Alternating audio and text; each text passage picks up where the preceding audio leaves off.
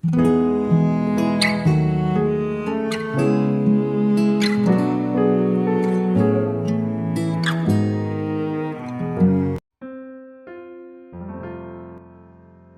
saudara yang dikasihi Tuhan Yesus, dimanapun berada. Saya menyapa saudara yang ada di Indonesia, dari Sabang sampai Merauke, dari Miangas sampai Pulau Rote, dan saudara yang ada di Malaysia, di Singapura, di Kamboja, dan dimanapun berada.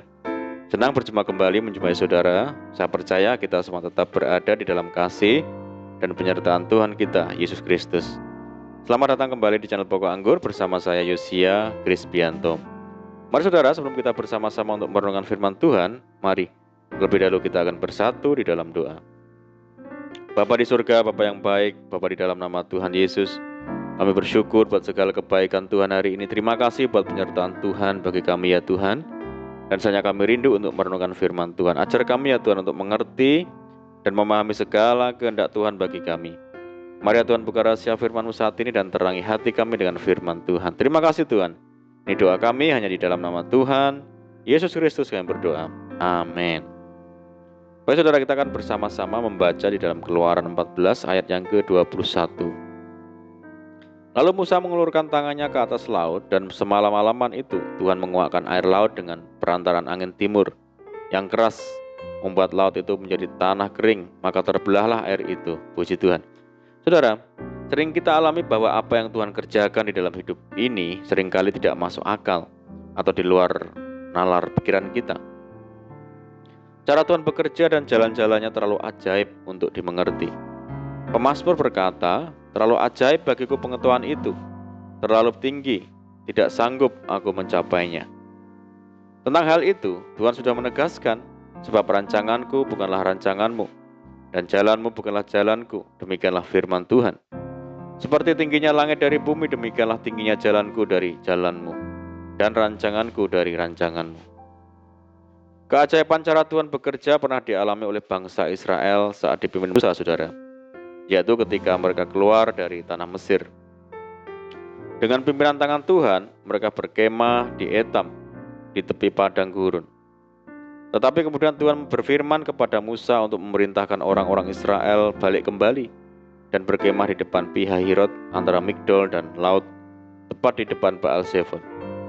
Perintah Tuhan ini terasa aneh, sebab di situ mereka melihat orang Mesir, segala kuda dan kereta Fir'aun, orang-orang berkuda dan pasukannya mengejar mereka dan mencapai mereka. Sehingga hal itu menimbulkan ketakutan yang luar biasa. Apakah Tuhan salah dalam rencananya untuk melepaskan umat Israel dari tangan bangsa Mesir? Tidak sama sekali saudara, sebab semuanya itu sudah di dalam rencana Tuhan. Buktinya, dengan kuasa Tuhan akhirnya bangsa Israel dapat menyeberang di air yang kering, karena Tuhan telah membuat laut Tiberia itu menjadi tanah kering. Dinyatakan bahwa Tuhan menguakkan air laut dengan perantaraan angin timur yang keras, dan hal ini merupakan kejadian yang supranatural yang dikerjakan Allah bagi umat Israel. Dan ini semua di luar akal pikiran manusia. Saudara, rencana Tuhan atas hidup anak-anaknya adalah baik adanya. Tetapi seringkali untuk sampai pada apa yang Tuhan rencanakan, kita harus menempuh jalan yang berliku-liku.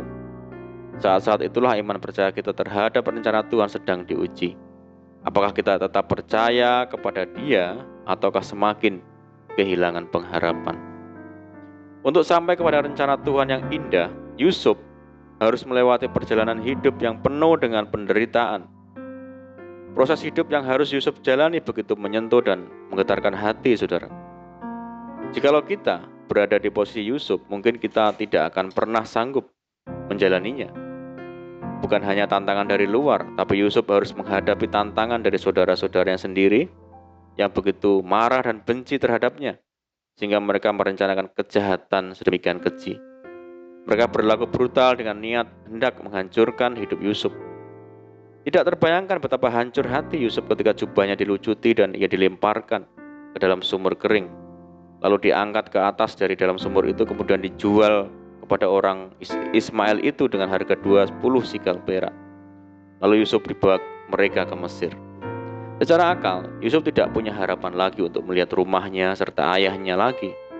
Pupuslah harapan melihat jubahnya bernodakan darah kambing untuk mengecoh ayahnya bahwa ia dibunuh binatang buas. Gagalkah rencana Tuhan atas hidup Yusuf, saudara? Apakah Tuhan melupakan mimpi-mimpi yang telah ia berikan? Justru, selangkah lagi rencana Tuhan akan digenapi. Saat ia dijual oleh orang Midian itu ke Mesir kepada Potifar, seorang pegawai istana Firaun, kepala pengawal raja. Saudara, ketika dalam masalah dan penderitaan hidup yang berat, kita seringkali menganggap Tuhan melupakan rencananya atas hidup kita. Mari kita tunduk kepada Tuhan. Tuhan justru memakai masalah dan penderitaan sebagai jembatan untuk menggenapi rencananya. Oleh karena itu, janganlah kita putus asa, saudara. Mari kuatkan hati dan ikuti prosesnya dengan sikap hati yang benar. Sebab Tuhan mempunyai waktu yang terbaik untuk menggenapi rencananya. Sebab sesungguhnya rencana Tuhan itu baik adanya. Amin, puji Tuhan. Mari kita berdoa.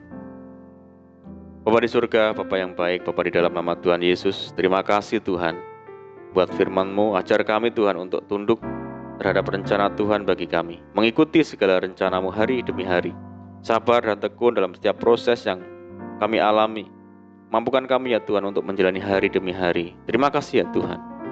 Dan saat ini kami berdoa bagi saudara kami semua yang mendengar program ini, yang di Indonesia, dari Sabang sampai Merauke, di Malaysia, di Singapura, di Kamboja, dan dimanapun saudara kami yang berada. Yang sakit Tuhan sembuhkan di dalam nama Tuhan Yesus. Yang hidup dalam tekanan, kesulitan, persoalan, mari Tuhan tolong mereka. Bebaskan mereka, berkati, dan pulihkan hidup mereka. Buka jalan di dalam nama Tuhan Yesus. Tuhan Yesus memberkati mereka dalam rumah tangga, pekerjaan, bisnis, pendidikan, dan apapun yang dikerjakan lewat tangan-tangan mereka. Berdoa bagi saudara kami yang hidup dalam ikatan dan belenggu dosa apapun, mari Tuhan lepaskan di dalam nama Tuhan Yesus. Berdoa bagi bangsa kami Indonesia saat ini menghadapi pandemi. Mari Tuhan berikan belas kasihan Tuhan bagi bangsa kami, sehingga bangsa kami dapat mengatasinya. Berdoa untuk program vaksinasi nasional, Tuhan tolong berikan kelancaran dan kerinduan kami, mohon belas kasihan Tuhan, kiranya pandemi global ini segera berakhir, sehingga kami boleh kembali lagi hidup secara normal dan menjalankan aktivitas secara normal kembali. Terima kasih ya Tuhan. Ini doa kami percaya Tuhan mendengar segala seruan doa kami. Hanya di dalam nama Tuhan Yesus kami berdoa. Amin. Puji Tuhan. Puji Tuhan saudara, kita sudah berdoa. Saya percaya saat ini kita dikuatkan dan diberkati. Mari saudara kita tetap semangat di dalam Tuhan, jangan berputus asa, tetap berdoa, bersukacita senantiasa, sebab di dalam Tuhan kita sanggup melakukan segala perkara.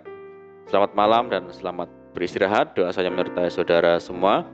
Tuhan Yesus memberkati. Haleluya.